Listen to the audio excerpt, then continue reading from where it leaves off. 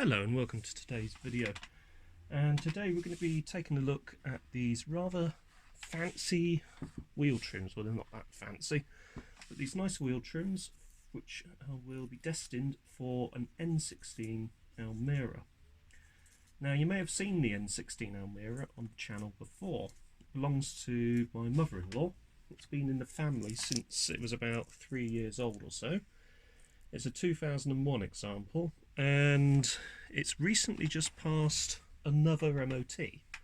So I was convinced that it would fail this year's MOT. It's not that rusty underneath, to be honest with you.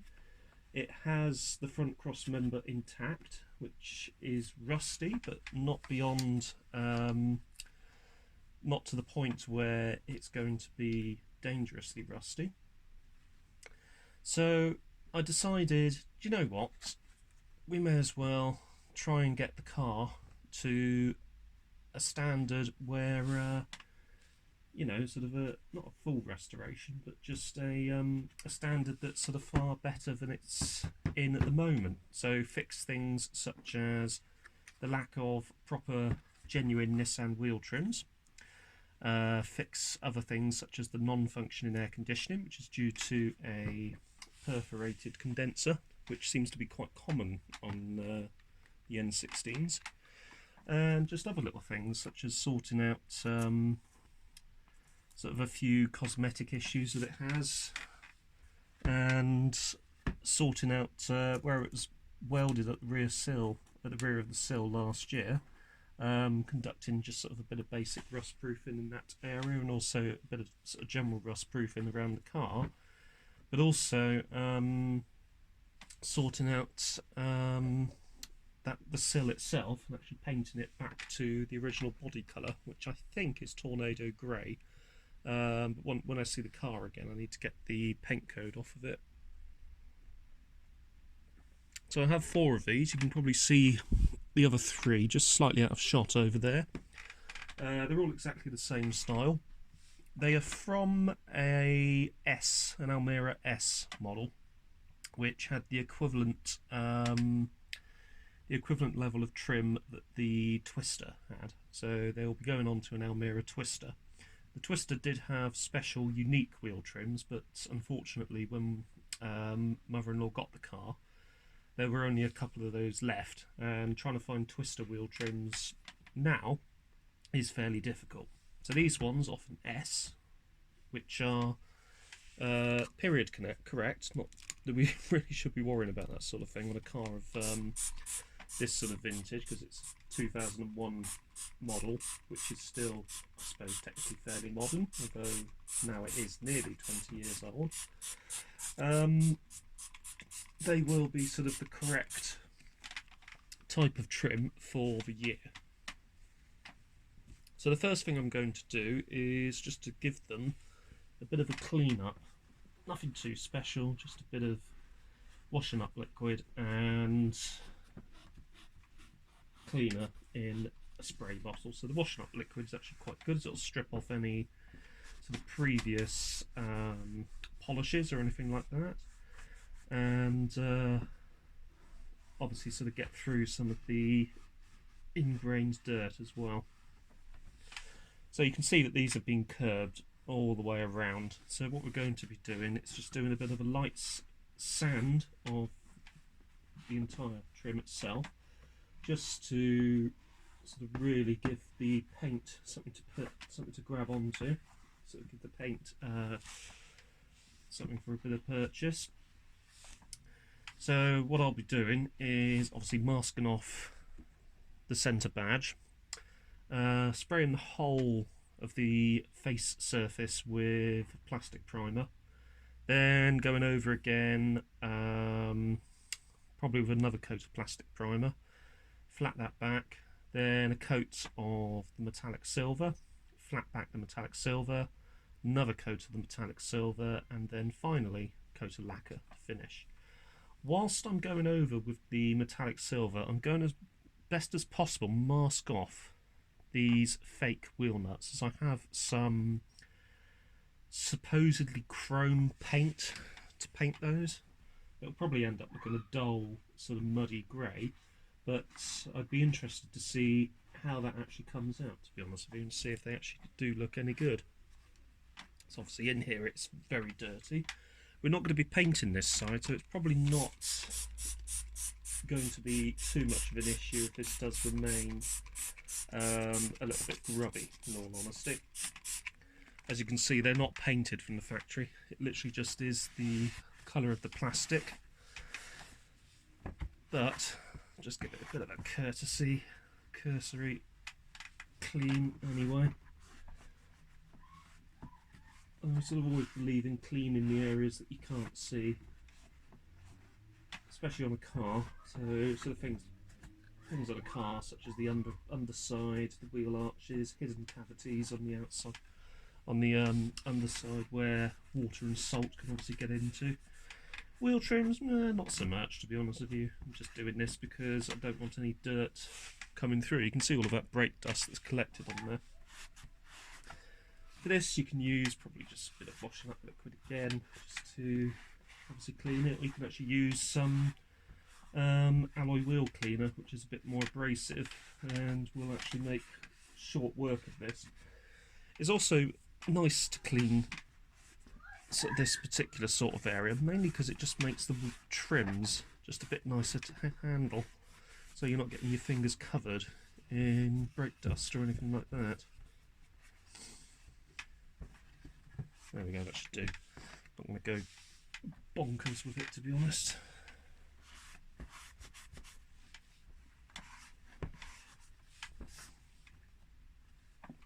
So there's date markings. Let's have a look at the said date markings. This is, oh blimey, this is an early one. 1299. This is right off one of the first N16s. So this would have been made just before they went into production, I guess. It's a very early trim.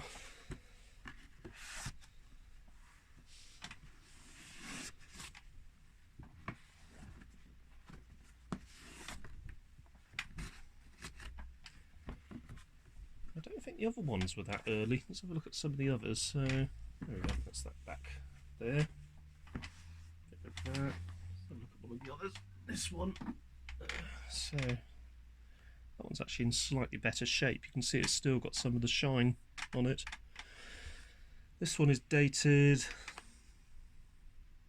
blimey, August 2004, according to the sort of date stamp thing there. So that was probably a replacement at some point for one that went flying off. So it's quite interesting just to, you know, just to sort of see just how old some of these are. This must have been one of the original ones on the car. Right. Let's put that to one side. And I'm going to repeat the process on the others. There we go, so that's all four of them cleaned up, and we're back with this first one. So, I'm not going to do anything too flashy with this. I've got a 10-pack of sandpaper, various grades, 3 fine, 4 medium, 3 fine, 4 medium, 3 coarse. Nothing too special, to be honest with you. I have more than enough sandpaper, so I just happened to find this in my collection of sandpaper. So 120 grade is, I guess that's probably our medium. Let's have a look at them actually. So we have 40 grade or 40 grit. That's your coarse. It is very coarse. 80 grade, which is obviously our medium, and 120, which is fine. Should be more than enough for this. It's not precision bodywork, so it's not going to matter if it's a little bit lumpy in places. What I think we'll start with though is we'll start with some of this 80 grade, tear off a strip, and let's see what this does to this.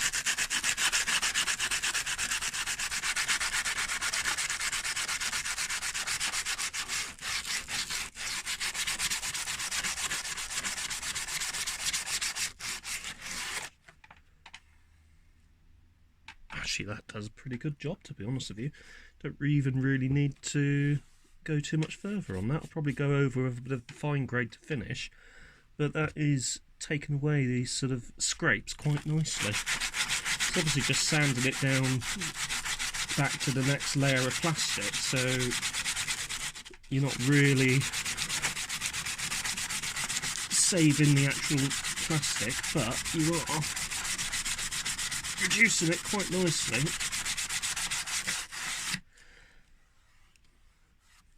Back to a nice smooth finish. And because the plastic is quite thick on these, you're not really going to lose too much of the profile.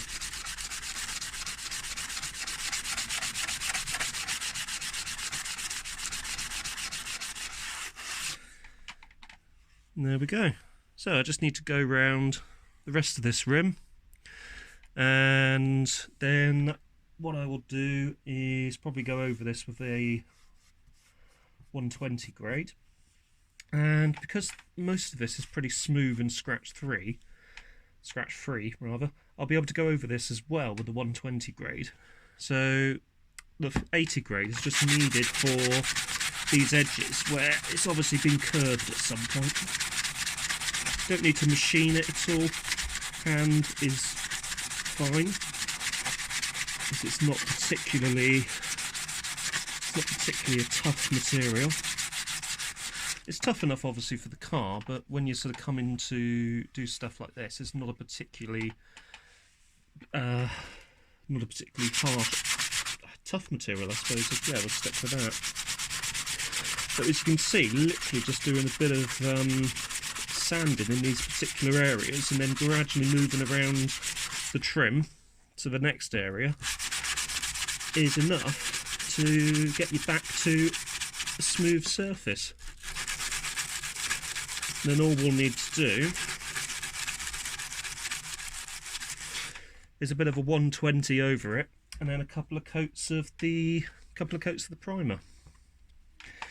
Between coats, what I might actually do is get out some of my 1500 grade wet and dry and do a wet sand between coats, just so we can get a really nice smooth finish. It's mainly I just want a finish that will last the course. So this one's a little bit tougher because I think these are more ingrained. But as you can see, really coming up quite nicely.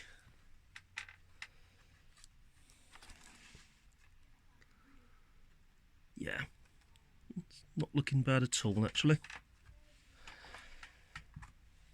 Just got a final bit to do. So I'll crack on and do the rest of this and we'll see the results shortly. So not sure if this will actually work or not, but what I'm doing for the main area is just basically going over it in a circular motion like this, which means that you sort of tend to avoid any sort of particular lines running in any sort of particular one direction. And as you can see, it's actually getting rid of that top layer quite nicely. Now, thankfully this isn't a particularly detailed trim, so the only sort of real fancy details are the areas in here, which again we can just sort of go over in a circular motion, like so, and these areas here, which to do those I'll just bend the sandpaper like so, and then just going like so. Just give it a gentle sand like that. Nothing too fancy, nothing too flash. Now, I've actually noticed that this 120 grade sandpaper does leave quite a lot of very visible swirl marks. Now, they may not look much when you look at it, but these will transfer to your final finish. So once you've done the bulk of the sanding, what I would recommend is, before you actually start applying any of the primer, is to actually give this a go over, probably a nice little wet sand with some 800 grade wet and dry. I do have quite a lot of that in my collection of various sandpapers, as every time I do a job like this I keep forgetting I've got the actual sandpaper that I need, and I just go off and buy sort of new resources, so to speak, new sandpaper, new wet and dry. So on this occasion I've actually made a conscious decision to get everything organised so that I don't have to buy any extra, or accidentally buy any extra. So, now I've got another 3 of these to do, but this does really sort of bring us to the end of part 1. In part 2, I'll be going over this with some 800 grade wet and dry. I'll also be starting to probably put on that first coat of primer. And a bit of commotion there from the children, to go and see what that's all about. So, anyway, that for the moment is the sort of finished article, prior to obviously a bit more sanding, a bit of wet and dry, and then obviously a thorough clean off with some isopropyl. As you can see, it gets all on your hands, so you might want to wear gloves for this. Anyway, if you have found this video interesting, don't forget to hit the like button, don't forget to subscribe, and I'll see you next time. Thanks for watching.